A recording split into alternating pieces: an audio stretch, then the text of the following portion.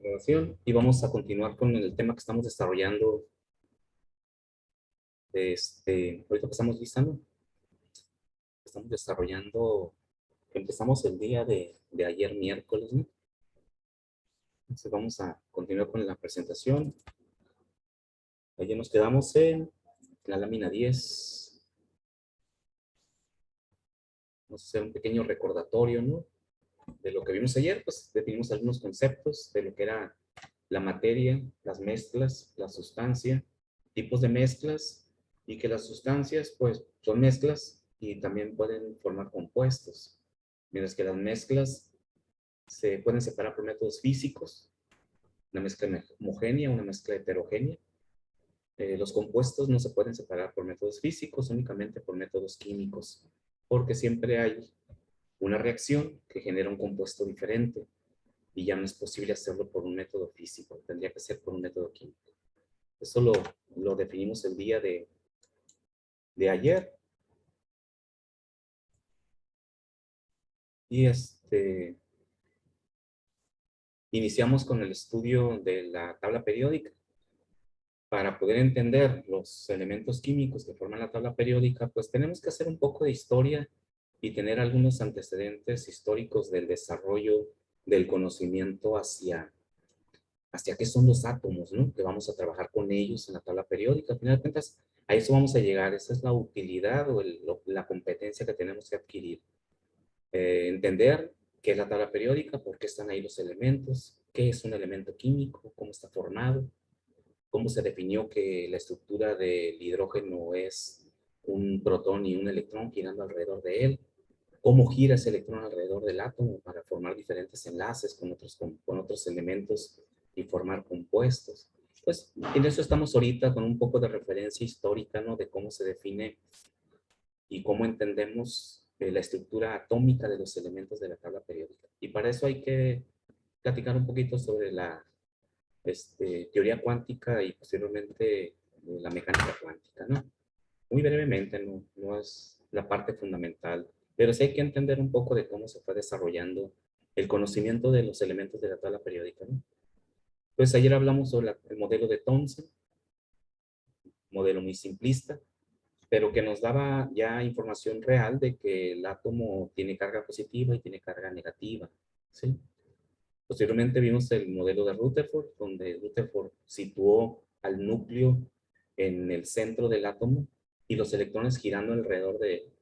Y luego determinó que el átomo es simplemente un espacio vacío. La mayor parte de la masa, el 99.9% de la masa de un átomo se encuentra en su núcleo, mientras que los electrones son tan inmensamente pequeños que prácticamente no afectan la masa de un átomo. ¿Ok? Y la masa, decía aquí, la masa de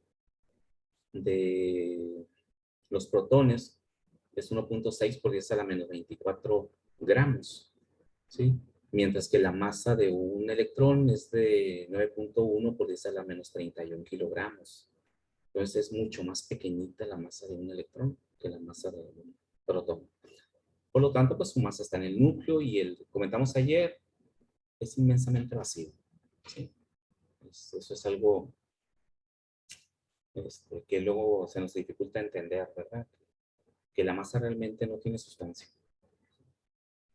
Muy bien, y ahí nos quedamos el día de ayer. Vamos a continuar entonces un poquito platicando de cómo fue avanzando el conocimiento de los átomos, ¿sí?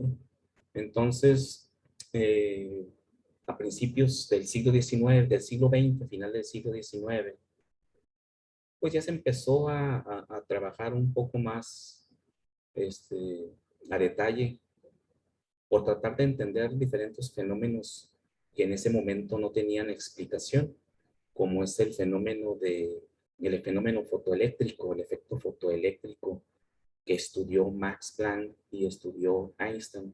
No se entendía por qué razón. ¿Qué es el efecto fotoeléctrico?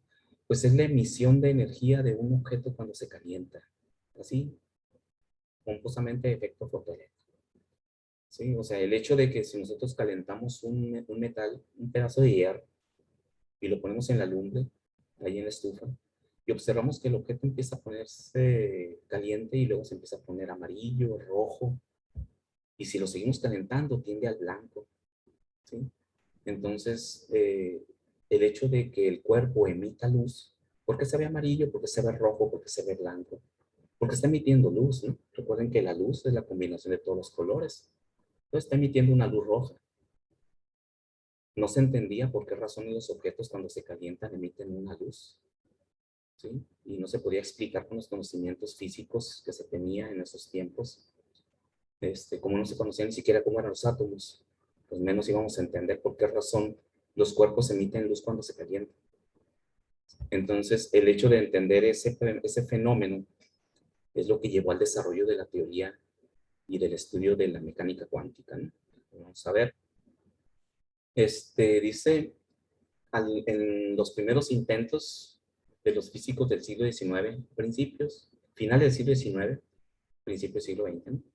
Para comprender el comportamiento de los átomos y las moléculas no fueron exitosos del todo, ¿no? Había muchas teorías que ahorita ya ni siquiera se mencionan de cómo estaban constituidos los compuestos. Si no entendíamos por qué un átomo, cómo era un átomo y las propiedades de los átomos, pues menos íbamos a entender cuáles eran las propiedades de los compuestos, ¿no? Recuerden que los compuestos pues son la unión de varios átomos. Entonces había una ignorancia, ¿verdad? Un desconocimiento total sobre de cómo estaban constituidos los átomos y las moléculas, ¿no? Dice, al suponer que las moléculas se comportan como pelotas que rebotan, esa es la idea que se tenía, ¿no? Las moléculas eran como pelotitas rebotando, ¿no? Los físicos fueron capaces de predecir y explicar algunos fenómenos macroscópicos, ¿sí? Por ejemplo, el fenómeno de la presión. ¿Qué es la presión de una sustancia? Ya en un sólido se denomina peso, ¿no? Pero en un líquido y en un gas se denomina presión. ¿Qué es la presión? ¿Sí? ¿Por qué cuando inflamos un globo llega un momento en el cual se pone bien difícil seguirlo inflando y si lo seguimos inflando, lo reventamos? Eso se conocía desde mucho tiempo atrás, ¿no? Entonces, ¿cómo explicamos la presión? Pues así se explicaba, ¿no? Las moléculas del gas son pequeñas pelotitas que rebotan adentro del globo. Y si sigo metiendo más pelotitas, llega un momento en que estas se están rebotando tanto y hay tantas pelotitas rebotando dentro del globo, que llega un momento en que vencen la resistencia del globo y va a reventar. Y así entendíamos un proceso macroscópico denominado presión. ¿Por qué macroscópico la palabrita? Pues porque es un proceso grande que yo puedo estudiar. Mi globo es grandote y lo veo como pelotas grandes adentro del globo, ¿sí? Estudiarlo en forma microscópica era lo que no entendíamos. ¿Qué pasa microscópicamente con las moléculas? Realmente son pelotitas, ¿ok? Entonces, los primeros conocimientos nos ayudaban a explicar procesos macroscópicos, pero no entendíamos realmente qué eran esas moléculas, cuáles eran sus propiedades, porque no sabíamos bien cómo eran los átomos, ¿no? Entonces dice, aquí está, como la presión que ejerce un gas, específicamente también. Sin embargo, dice, este modelo no era satisfactorio para entender del todo la estabilidad de las moléculas, el comportamiento real de una molécula, de un gas, ¿no? Es decir, no podíamos explicar qué fuerzas mantenían unidos a los átomos. Pasó mucho tiempo para que se descubriera y aún más para que se aceptara, porque se descubrió, ¿no? Max Planck, Einstein, Bohr, establecieron teorías de cuál era el comportamiento de los átomos, la estructura de los átomos y sus propiedades, pero ya era mediados del siglo XX y todavía no se aceptaba, ¿no? Completamente por los demás científicos, ¿sí? No fue tan fácilmente que se aceptaran las propiedades cuánticas de la materia, ¿no? Hasta la fecha, en estos tiempos nuevos, modernos, todavía hay gente muy incrédula, ¿no? Que piensa que eso es fantasía, ¿no? Entonces, dice, pasó mucho tiempo para que se descubriera y aún más para que se aceptara que las propiedades de los átomos y las moléculas no son gobernadas por las mismas leyes. Es las leyes físicas, ¿no? Que rigen los objetos más grandes. O sea, la física de Newton, la física se divide en dos formas de física, ¿no? A partir del desarrollo del conocimiento. La física newtoniana, que ustedes estudian en física, en cinemática, en dinámica, en estática de partículas, todo lo que han estudiado de física con las leyes de Newton, la ley gravitacional, es una parte de la física que aplica para sistemas macroscópicos, es decir, sistemas grandes. El movimiento de un proyectil, el movimiento de la Tierra, el movimiento de la Luna, la velocidad a la que cae un cuerpo, ¿sí? La aceleración de una partícula, un tiro parabólico, todo lo que han estudiado en física se aplica y es útil, y por eso tenemos, bueno, te llevamos como seres humanos, ¿no? Por eso el hombre ha ido a la luna, porque ha aplicado las leyes de Newton, ¿no? Si no fueran reales, nunca hubiéramos mandado hombres a la luna. Pero sin embargo, para partículas pequeñas, el estudio de los átomos, de las moléculas, no aplican estas leyes, ¿no? Son diferentes, existen diferentes leyes. Por eso es la física relativista o la física einsteiniana. La física de Einstein, a partir de él, y la física de Newton en los tiempos siglo XV, que es cuando Newton definió sus leyes, ¿no? Siguen siendo aplicables, pero no son las mismas, ¿no? Para sistemas macroscópicos o sistemas microscópicos. Dice, la nueva era de la física comenzó en 1900. Recuerden que en esa época les comentaba ayer que la fotografía esa se me olvidó buscarla por ahí. Mañana se las presento ya que hablemos de otros científicos y los podamos ubicar ahí. 1900, esos años, 1900, 1890, 1900, 1905, en esa década o en esos 15, 20 años, se llevó a cabo el máximo desarrollo que ha habido de la física moderna o el conocimiento de la materia en la historia del hombre. Es una década fundamental, ¿no? De tiempo, hablando de tiempo, ¿no? Dice con el joven físico alemán Max Planck. Planck, de hecho, pues, recuerden que Planck explica el comportamiento de la luz y el comportamiento de las partículas subatómicas, ¿no? Microscópicas. Al examinar los datos de la radiación que emitían los sólidos calentados, ese es el fenómeno que les comentaba ahorita, Planck descubrió que los átomos y las moléculas emiten energía en cantidades discretas o cuantos. Bueno, sí se sabía que emitían energía, ¿no? Si no, pongan un tenedor en la lumbre y pónganlo a calentar. Si el objeto caliente lo agarran y lo ponen por un lado, no sabemos que está caliente, ¿verdad? Lo podemos tocar y nos podemos quemar. Ah, estaba caliente. Pero si lo calentamos más, a unas temperaturas más altas, lo dejamos más tiempo en la lumbre, se va a empezar a poner rojo y luego va a tender rojo, un poquito azulado y luego va a tender hacia el blanco. Todos los objetos cuando se calientan tienden hacia el blanco por la radiación electromagnética que emiten. Pero eso es energía, porque sabemos que es energía, porque si lo toco me quemo, ¿no? El calor es una forma de energía. Pero lo que no se sabía era cómo se generaba esa energía y esa energía en forma de calor y en forma de luminosidad. No se sabía cómo. Ahora ya sabemos que se transmite o se emite en forma de pequeños paquetes llamados cuantos. Y esa es la parte que cuando Max Planck externó su teoría, incluso se burlaron de él. Muchos científicos de la época en las revistas del tiempo, revistas científicas en donde ellos publicaban sus investigaciones, se burlaron de él. Decían que estaba loco, que había perdido la razón, porque el ser humano no entendía en ese tiempo que en el mundo microscópico las cosas son completamente diferentes a lo que la lógica nos dice, ¿no? Y Planck decía que la energía se transmitía en pequeños paquetitos de energía llamados cuantos, y de ahí viene la palabra cuántico. Se debe a Max Planck, ¿no? Que los definió como pequeños paquetes. Y un paquete es un cuanto, una pequeña porción de energía. Entonces, dice los físicos siempre habían supuesto que la energía es un proceso continuo. Yo ahorita acabo de terminar una clase de termodinámica y explico en forma macroscópica. El tema de hoy fue cómo la energía se manifiesta en forma continua en los procesos macroscópicos, en nuestra vida diaria, pues.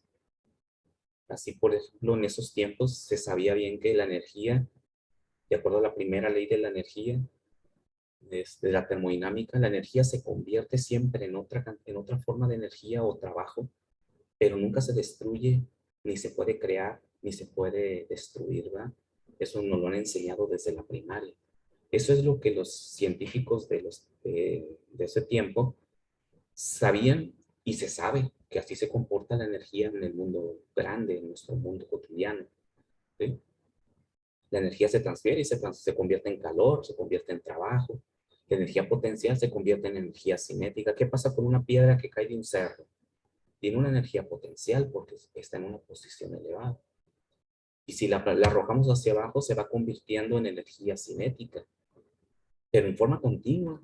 Cada kilojoule de energía potencial se transforma inmediatamente en un kilojoule de energía cinética, ¿verdad? Y si esa piedra va rebotando contra otras piedras, se va transformando en calor, porque la fricción al golpear se convierte en calor. Salen chispitas, ¿no? Calientes. Parte de la energía potencial se convirtió en energía cinética, y esa energía cinética se está convirtiendo en energía calorífica. Pero siempre la energía existe y no podemos hacer nada para formarla ni para destruirla. Se convierte en forma continua en tipos de energía. Pues cuando Planck dijo que eso no era así, pues dijeron que estaba loco. ¿Ya? Porque en el mundo microscópico, en el mundo de los átomos, la energía no se transfiere en forma continua, como lo observamos en nuestra vida diaria, ¿no? Entonces, su teoría cuántica no fue aceptada este, hasta que no vino Einstein y le compró la idea, y Einstein tomó los conocimientos de Planck y demostró este, que la energía y la masa tienen una relación y que la energía se transfiere en forma de pequeños paquetes cuando se forman compuestos, ¿no? A partir de átomos. Entonces, dice la teoría cuántica de Planck, pues vino a revolucionar la física. De hecho, por eso a partir de Planck se define lo que es la física. Y fíjense que no se le hace justicia a Planck, ¿no? Porque realmente se habla de la física einsteiniana. ¿Sí? Debería ser la física de Planck, ¿no? Porque Planck fue el que estableció esa nueva forma de definir el comportamiento de la energía en forma de pequeños paquetes cuánticos. Y no Einstein, pero como Einstein fue el que utilizó el conocimiento para establecer sus teorías, las teorías del efecto fotoeléctrico y la teoría de la relatividad, pues entonces se conocen más como física einsteiniana.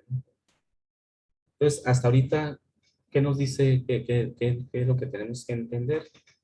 Que la física de Newton, la física que estamos acostumbrados a observar en el comportamiento de los cuerpos, en el comportamiento de la energía que nos rodea, no es lo mismo, no se comporta igual en los átomos. En los átomos es diferente.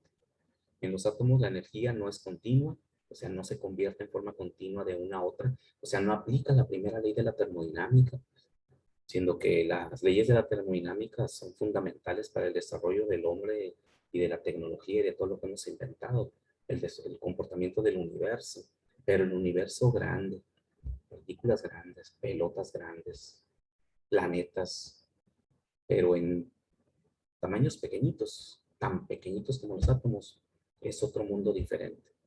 Es la física cuántica, la que se estudia, ¿no? Como un área de conocimiento. A nosotros nos sirve únicamente para ubicar el cómo se llegó a saber cómo son los átomos, ¿no? Como hemos comentado. Entonces aquí tenemos lo que les comentaba ahorita, ¿no? Dice que la teoría cuántica se refiere a las reglas que rigen los cambios de energía de un objeto, pero en objetos pequeños, ¿sí? La física clásica, como que se conoce como física newtoniana, los cambios son continuos. Aquí observamos un ejemplo, ¿no? Ahorita les daba yo el ejemplo de la piedra. Un ciclista lleva una energía cinética, fíjense, yéndonos un poquito más atrás, esa energía cinética de movimiento del ciclista, ¿de dónde sale? Pues de la energía, del trabajo que está haciendo la persona, ¿no? ¿Y de dónde sale el trabajo? Que también el trabajo es una forma de energía. ¿De dónde sale el trabajo que está haciendo la persona? De la energía química que comió, de sus alimentos, tiene power, ¿no? Tiene energía química en su cuerpo. Esa energía química la está convirtiendo en trabajo, es lo que hace uno, ¿no? Y se mueve la bicicleta. ¿Okay? Entonces, cuando llega a la parte más alta de este cerro, en ese punto, tiene una energía potencial. Hay un instante en el que ya no se mueve, ¿no? Se queda posicionado arriba y empieza a bajar. Recuerden que todo objeto que sube tiene que detenerse, aunque sea un instante pequeñísimo, en la parte más alta y luego empieza a caer. ¿Sí? Es el comportamiento normal de los cuerpos, de acuerdo a la física, ¿no? Entonces, esta persona se detiene y tiene una energía potencial ahí. Por la altura, ¿no? Recuerden que la energía potencial depende de la altura. Y de ahí empieza a bajar, ¿sí? Empieza a caer por el efecto de la gravedad. Cuando va subiendo, va venciendo la fuerza de gravedad. Por esa razón va adquiriendo energía potencial. Pero cuando empieza a bajar, la gravedad lo jala, ¿sí? Entonces adquiere una energía cinética en función de la aceleración de la gravedad y baja. Entonces se va transformando la energía química en trabajo, el trabajo en energía cinética.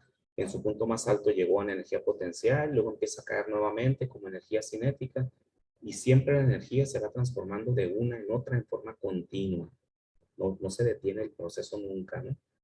Por eso se denominan procesos o cambios continuos. Y en la física cuántica, como lo dijo Planck, la energía no se transfiere en forma continua, sino en forma de pequeños paquetitos. Quiere decir que hay espacios en los cuales no hay transferencia de energía. Transfiero 1 kilojoules, no transfiero nada. Vuelvo a transferir otro kilojoules, no transfiero nada. Eso es imposible que ocurra en nuestro mundo real grande. Eso no lo vamos a ver nunca. ¿Ok? Pero en el mundo cuántico, en el mundo microscópico, así ocurre y está demostrado, ¿no? Las propiedades de los átomos son diferentes. Entonces, ¿qué nos falta ver? Bueno, vamos a hablar un poquito sobre por qué Planck definió que la energía se transfiere en forma de pequeños paquetitos llamados cuantos, y que de ahí viene la teoría cuántica, y de ahí viene todo lo que conocemos hasta la fecha de los átomos, ¿no? Porque había, como les comentaba ahorita, dos fenómenos. Uno de ellos es el efecto fotoeléctrico y otro es la teoría o el fenómeno del cuerpo negro, ¿no? Entonces, no me voy directamente, como ya platicamos mucho de eso, pues me voy directamente a ¿no?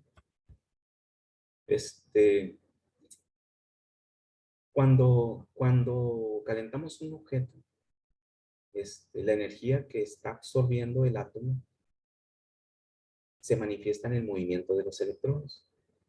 Se lo voy a explicar en forma muy práctico, ¿no? Si ustedes ponen ese tenedor a la lumbre, ¿qué está pasando con el calor? ¿Quién está absorbiendo el calor? Los electrones. Los electrones del átomo de hierro del tenedor. ¿Y qué pasa cuando una partícula absorbe calor? Pues se vuelve más energética. ¿Qué pasa si nosotros comemos mucho y tenemos mucha energía? Pues nos movemos más. Si no comemos, nos apachurramos y no tenemos energía y no nos movemos. Lo mismo ocurre cuando calentamos un objeto. Los electrones empiezan a girar más rápido porque la energía la empiezan a absorber, ¿verdad? Entonces, para que esa energía sea absorbida por el átomo, tiene que ser la energía en forma de pequeños paquetitos. No entra la energía al electrón como si fuera conectarle el chorro de la manguera. Imaginen que el agua de la manguera fuera la energía. Y agarramos un electrón y le conectamos la manguera para que entre energía al electrón y se mueva más rápido. Eso no ocurre así. Eso sería en forma continua. Sino que el electrón, cuando se acumula o se presenta la energía en un paquetito de cierto valor, el electrón la absorbe. ¿Sí? Haz de cuenta entonces que estamos llenando cubetas de agua en lugar de poner la manguera.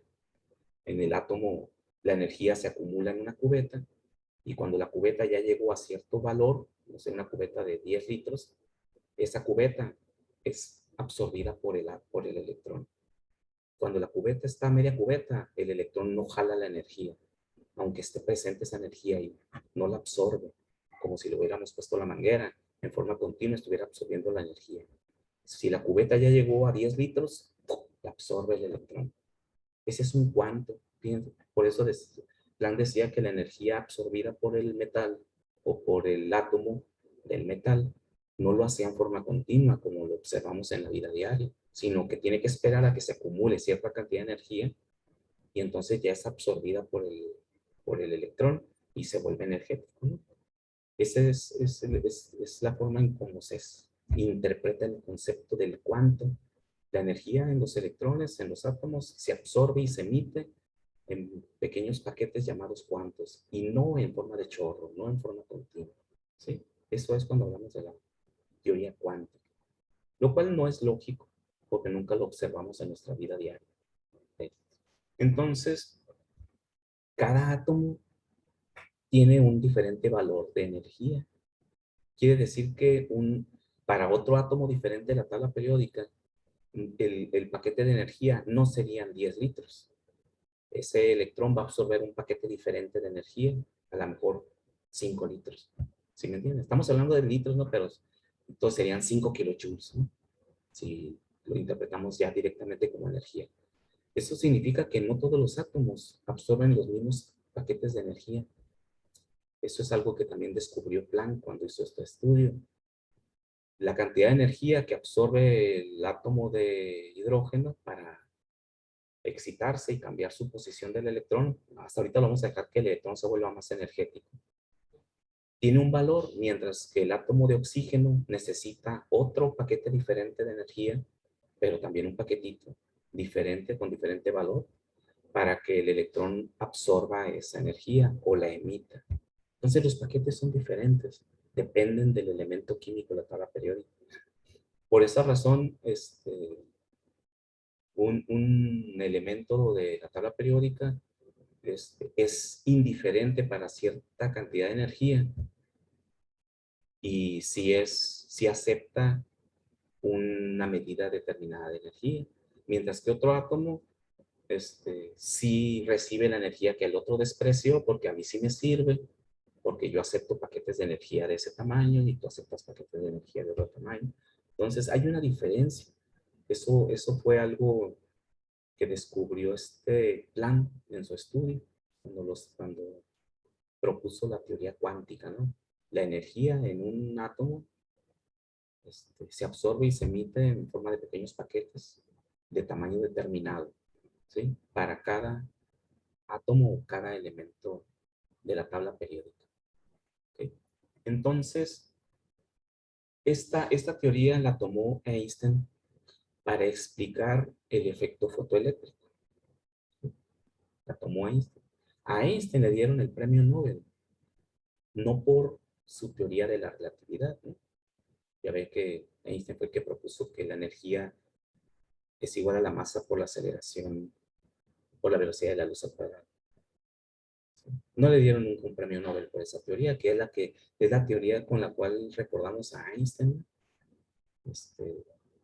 A Einstein le dieron el premio Nobel por el efecto fotoeléctrico, porque explicó por qué razón los metales absorben y emiten energía en forma de paquetes. Que esa teoría ya la había establecido Planck, pero Planck no la llevó a un fenómeno físico, no lo demostró, pues. Planck estableció la teoría y Einstein lo explicó y lo demostró con un fenómeno físico. Y por esa razón, pues ahí le dieron el premio Nobel, ¿no? Debió de haber, claro, a Planck también le dieron su premio Nobel, ¿no? Por la teoría cuántica. Y a Einstein por el efecto fotoeléctrico. De hecho, todos son premios Nobel, ¿no? Entonces,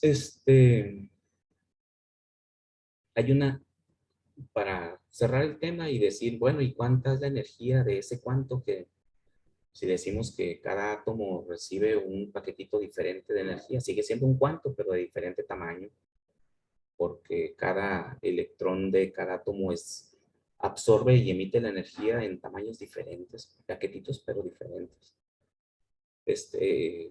Einstein estableció la ecuación de la energía, y la ecuación de la energía para el tamaño de un cuanto en un átomo determinado es esta ecuación que tenemos aquí.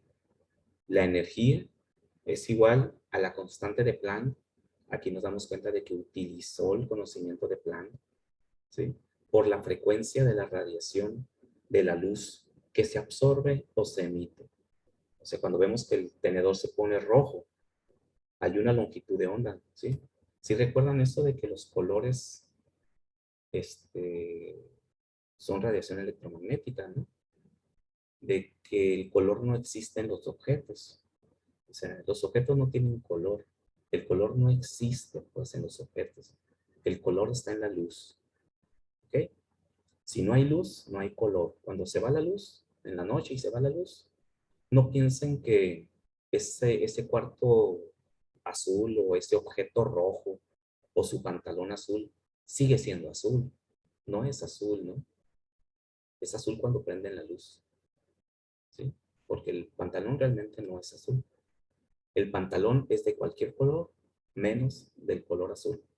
Es una cosa medio extraña, ¿no? Este, esas son de las cosas, luego así que nos dejan un poquito sacados de onda del comportamiento de las partículas subatómicas pequeñitas, ¿no? El mundo subatómico. El color no existe. El color está en la luz y si no hay luz, no hay color. Entonces, esta energía depende ahora sí que del color de la luz. La frecuencia cuando nosotros observamos un color rojo, estamos observando una radiación de una determinada frecuencia, una determinada longitud de onda. Sí, recuerden que el espectro electromagnético está formado por la radiación ultravioleta, el espectro visible, la radiación infrarroja, hablando de los extremos. Lo vamos a ver más para adelante, ¿no? Cuando veamos el espectro electromagnético, ¿no? Para estudiar las ondas, las radiaciones. Esta es la frecuencia. Quiere decir que cada color se ve diferente porque tiene diferente frecuencia en la radiación que emiten ese objeto, ¿no? El pantalón se ve azul porque emite la radiación color azul. No porque sea azul, sino porque emite el color azul. Qué cosa tan rara, ¿no? Realmente no es azul. Es el color que nunca será azul. Nunca será azul, por eso lo está rechazando. Por eso este objeto nunca es azul. Lo veo azul porque es la radiación que me está emitiendo. Quién sabe de qué color será, ¿no? Es una cosa medio extraña. Entonces, con esta ecuación podemos calcular el tamaño de la energía que absorbe o emite un átomo, multiplicando la constante de Planck, que es esta, es la contribución de Planck a su teoría. Duró toda su vida para poder encontrar esta constante. Casi al final de su vida logró calcular esta constante, ¿no? No es fácil calcular estas constantes, dependen de un montón de cálculos matemáticos y experimentaciones, ¿no? 6.63 por 10 a la 34 joules segundo. Ese es el valor de la constante de Planck. Y este sería el valor de la frecuencia de la luz que está emitiendo o absorbiendo este objeto. ¿Sí? La frecuencia se mide en hertz o en ciclos por segundo. ¿Sí? En los ejemplitos ahí lo vamos a ver, ¿no? Entonces, también podemos expresar esta ecuación. Sabemos bien, recuerden, adelantito lo vamos a ver, pero longitud de onda es igual a la velocidad de la luz entre la frecuencia. Por lo tanto, frecuencia es igual a la velocidad de la luz entre la longitud de onda. Y aquí podemos expresar esta ecuación de la energía como la velocidad de la luz entre la longitud de onda. ¿Ok? Entonces, anotamos estas dos ecuacioncitas. Las vamos a utilizar un poco más adelante en algunos ejemplos que vamos a resolver, ¿no? Cuando veamos el espectro electromagnético, ¿no?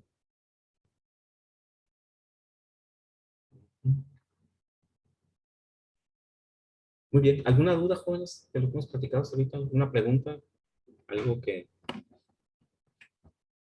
No, profe, ninguna. ¿Alguna Está duda? muy interesante el tema. Bien. Entonces vamos a llegar a los electrones, perdón, a los átomos. Recuerden que hacia allá vamos, ¿no? Vamos, revisando información que nos permite en un determinado momento entender por qué concluimos que un átomo es así, por qué concluimos que un átomo tiene estas propiedades, para poder entender por qué se forman los compuestos y por qué una sustancia actúa como un ácido y una sustancia actúa como una base, y ese tipo de cosas, ¿no? Como ya vimos que la luz o la radiación electromagnética interactúa con todos los átomos en forma de pequeños paquetes. Y esto hace que ese átomo pues, tenga un determinado comportamiento. Cuando un electrón absorbe un paquete de energía, lo que hace ese electrón es que cambia de posición. Hacia allá vamos, ¿no? ¿Qué hace el electrón con esa energía? Si se vuelve más energético porque absorbió un cuanto de energía, Si tiene más energía, se va a acercar o alejar del núcleo, ese electrón, si es más energético. ¿Se acerca o se aleja del núcleo? ¿Cuál será el comportamiento lógico ahí? Recuerden que imaginen que el electrón está girando alrededor del núcleo y le damos energía. ¿Qué hace con esa energía?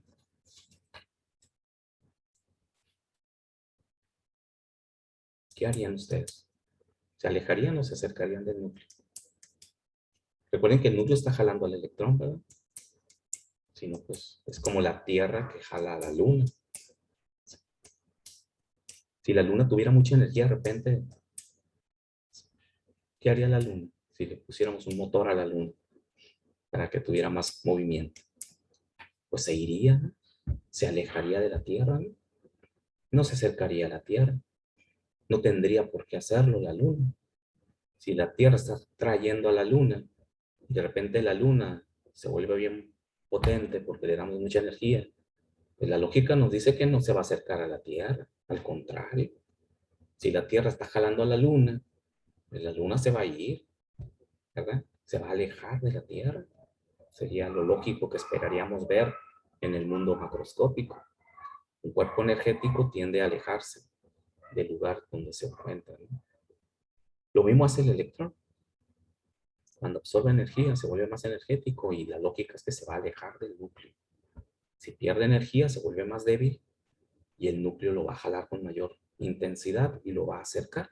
Todo lo que sea débil lo acerca, todo lo que sea más energético o más fuerte lo aleja. ¿Sí? Ese es el comportamiento que hace un electrón cuando absorbe o emite energía en forma de paquetes, en forma de cuantos. Entonces, esta energía que absorben todas las sustancias, pues es una energía electromagnética. Es luz, pues, ¿verdad? En forma, claro, también puede absorber energía en forma de calor, pero el estudio lo estamos haciendo desde el punto de vista de la luz, porque recuerden que estamos observando que el objeto emite luz cuando se calienta. Entonces, estamos trabajando la energía como si fuera luz. Entonces, eh, hasta ahí todo estaba bien, ¿no? En el conocimiento de lo que es un átomo y cómo absorbía y emite energía, porque emiten color los objetos cuando se calientan, por ejemplo. Sin embargo, empezaron a surgir otras preguntas interesantes del comportamiento de los átomos, ¿sí? Y la pregunta era la siguiente. El electrón, cuando absorbe energía, que ya se explicaba que lo absorbía en forma de un paquetito llamado cuanto, que tenía que ser de un determinado tamaño. Cuando absorbe la energía, y se aleja del núcleo, no lo hace en forma continua tampoco, sino que lo hace en forma, comportándose como una onda y no como una partícula. Es decir, lo que en forma muy gráfica podemos interpretar, si ustedes amarran una pelota con un hilo y el hilo tiene 1 metro de largo y lo empiezan a girar arriba de su cabeza, pues ahí va a estar girando la pelotita, ¿no? Vamos a suponer que el hecho de que la pelota se vuelva más energética, lo voy a interpretar como soltarle más hilo, porque se va a alejar, porque es más energética, ¿verdad? Como comentamos ahorita, si la luna tiene más energía, se iría de la Tierra, ¿no? Vencería la fuerza de gravedad de la Tierra y se alejaría, nunca se acercaría. Entonces, vamos a interpretar que vamos a soltar más hilo, porque la pelota, que es nuestro electrón, se va a estar alejando y va a empezar a girar más lejos. ¿Sí? Pero ¿cómo lo está haciendo la pelota? Se está alejando en forma de espiral, ¿verdad? Porque está fija al hilo, ¿sí? Le voy soltando hilo y se va haciendo más largo y la pelota se va alejando. Es como si fuera una espiral, ¿sí? Que va hacia afuera, se va alejando, ¿verdad? Ya que eso ocurriría con nuestra pelota, irle soltando hilo, ¿sí? Se alejaría en forma de espiral. Pues se pensaba que cuando el átomo, el electrón, absorbía la energía, también se alejaba del núcleo en forma continua, en forma de una espiral.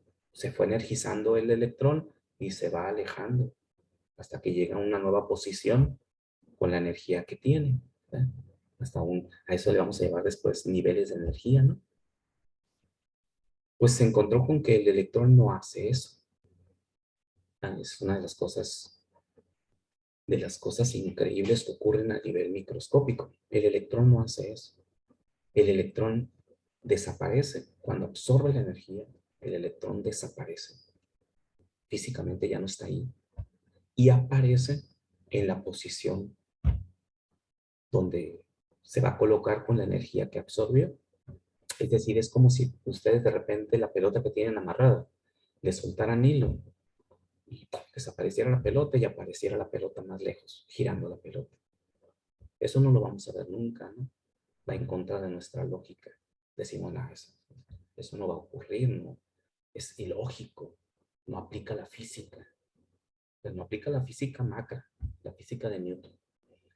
Pero a nivel cuántico es lo que hace el electrón. Desaparece y aparece en la siguiente posición dependiendo de la energía cuántica que absorbió. A eso se le denomina el famoso salto cuántico, ¿no? Salto cuántico. Entonces, ¿por qué desaparece y aparece el electrón en otro lado? Pues no se sabe. Es una de las cosas que todavía no hemos podido, digo, como humanidad, no hemos podido desentrañar por qué razón se comporta así. Lo que sí entendemos es que el electrón tiene masa y no tiene masa al mismo tiempo, ¿sí? Porque cuando desaparece, sabemos que no tiene masa. Si no tiene masa, ¿qué es? Es una onda, ¿sí? De ahí viene el concepto de que a nivel subatómico los electrones son una onda y son una partícula al mismo tiempo, ¿ok? Se comporta de las dos formas. Y eso es algo que en nuestra lógica común nos suena a locura, ¿no? Porque o la masa existe o no existe, ¿no? Dijimos ahorita, ¿no? El peso es la relación que tiene la masa con respecto a la gravedad. El peso existe porque la masa existe. Si no existe la masa, no existe el peso. Si no existe la masa, eso no existe. La masa es todo aquello que ocupa un lugar en el espacio. Pues a nivel subatómico, la masa existe porque el electrón ocupa un lugar en el espacio. Pero cuando absorbe energía o cede energía, se convierte en una onda. Deja de existir como masa, viaja y después vuelve a convertirse en materia. A eso se le llama la teoría de la dualidad onda-partícula, ¿sí? Entonces, tenemos dos teorías para el entendimiento de la masa de un átomo a nivel de los electrones. Y una es que es una partícula, se denomina teoría corpuscular, y que es una onda y se denomina teoría ondulatoria. Sí, podemos concluir entonces que en los átomos, los electrones, o en sí, para hacerlo más general, la materia en sí, la materia, es una partícula y es una onda al mismo tiempo a nivel microscópico, a nivel atómico. ¿Y por qué tenemos que entender esto? Porque cuando estamos aplicando las leyes para entender el comportamiento de los compuestos, el comportamiento de los átomos, tenemos que entender que de repente ese átomo se comporta como una onda para que podamos entender por qué hizo esto. Y que es una partícula para poder entender por qué se convirtió en aquello. ¿Okay? Entonces, de otra forma, no pudiéramos interpretar el comportamiento de los átomos para formar las diferentes sustancias que nos rodean. ¿Sí? Los átomos son al mismo tiempo una onda y son al mismo tiempo una partícula. Es algo que en nuestra vida común es imposible, ¿no? Pero a nivel atómico es una realidad. ¿Sí? Entonces, eso se denomina la teoría de la dualidad onda-partícula para las partículas subatómicas. ¿Sí? Porque con eso tenemos que entender después cómo se comportan los orbitales y los enlaces, la teoría de enlace-valencia para entender por qué un electrón se une a otro para formar una determinada sustancia, ¿no? Porque si no, pues nos suena a locura esta situación, ¿no? Muy bien. ¿Alguna pregunta, jóvenes, hasta aquí? Si no hay preguntas, vamos a concluir la clase.